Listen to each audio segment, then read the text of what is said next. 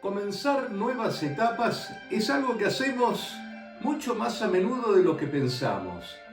Hace poco hemos iniciado un nuevo año, pero no siempre coinciden cronológicamente las etapas de la vida. A veces comenzamos etapas cuando cambiamos de trabajo, cuando perdemos algún trabajo y buscamos otro, cuando la familia se acrecienta con la llegada de algún hijo, algún nieto, o cuando perdemos algún ser querido, o cuando hay cambios en nuestra vida, en nuestro entorno, o cuando simplemente nos proponemos avanzar en algún aspecto. Hay cambios en esas etapas. ¿Y cómo comenzar esas etapas? ¿Cómo comenzar a transitarlas para que nos resulten, para que sean efectivas, para que nos ayuden a construir nuestra vida y nuestro futuro, nuestro porvenir, pero el porvenir de cara hacia Dios? Entonces, ¿cómo hacerlo? Y pongamos los ojos en lo que hizo Jesús en el inicio de su ministerio.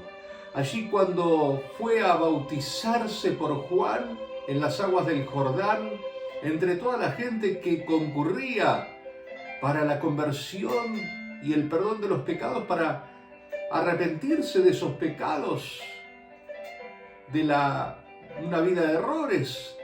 Y ahí en medio de todos ellos estaba Jesús. Y luego del bautismo, los cielos se abren, desciende el Espíritu Santo en forma de paloma y se escucha la voz de Dios desde el cielo diciendo el Padre: este es mi Hijo muy querido, muy amado, en quien tengo puesta mi preferencia. Y nos encontramos con que este es el inicio de la vida pública, del ministerio público de Jesús, de esa nueva etapa en su vida.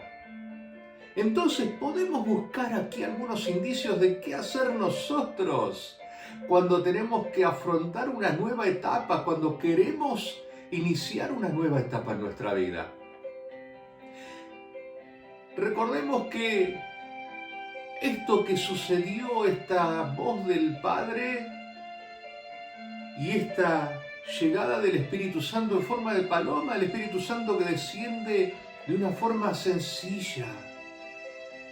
No lo hace con grandilocuencia, porque a veces sucede como en Pentecostés, que el Espíritu Santo desciende como lenguas de fuego, que tiembla todo, hay una sensación muy grande.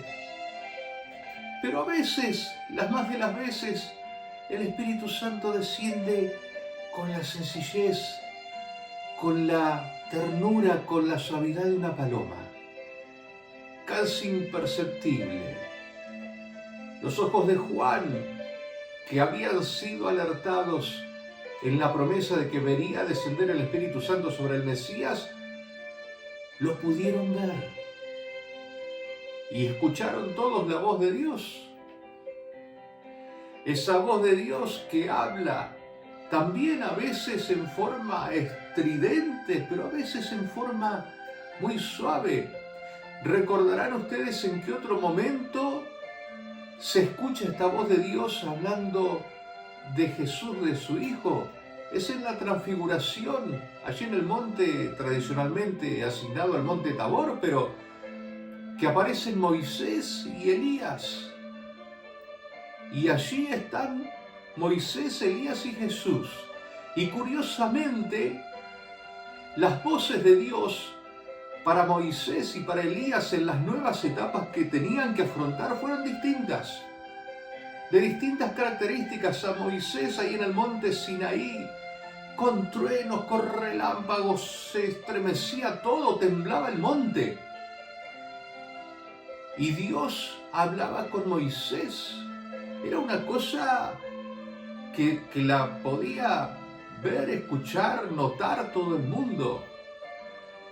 Pero en el caso de Elías, cuando huye y Dios va a querer que Elías vuelva a tomar su decisión de ser profeta de Dios, y cuando lo encuentra Elías justamente en el mismo sector ahí en el sector del Horeb, en el mismo sector del monte Sinaí, en una cueva, ahí está Elías.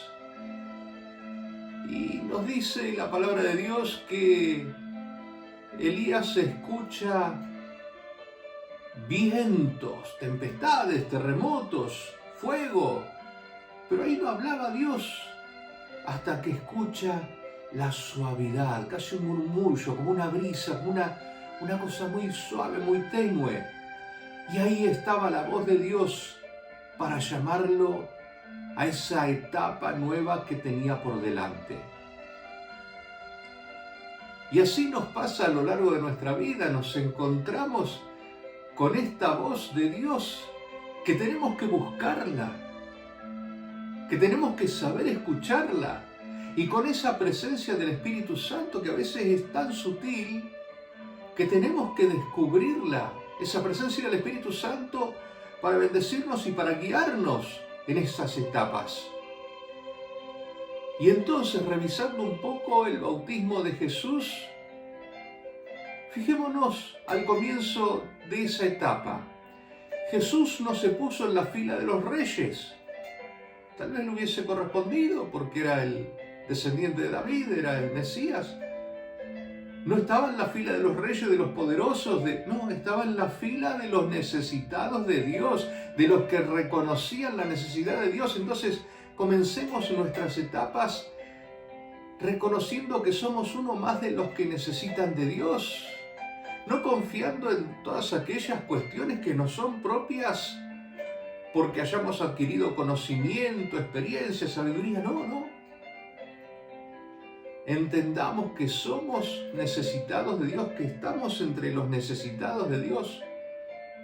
Y ahí vamos en la fila todos, en busca de un signo que puede ser un signo sacramental, allí en donde también tengamos esa posibilidad de estar unidos a esa iglesia. Recordemos que cuando hemos sido bautizados, hemos sido incorporados a la iglesia, a los hijos de Dios.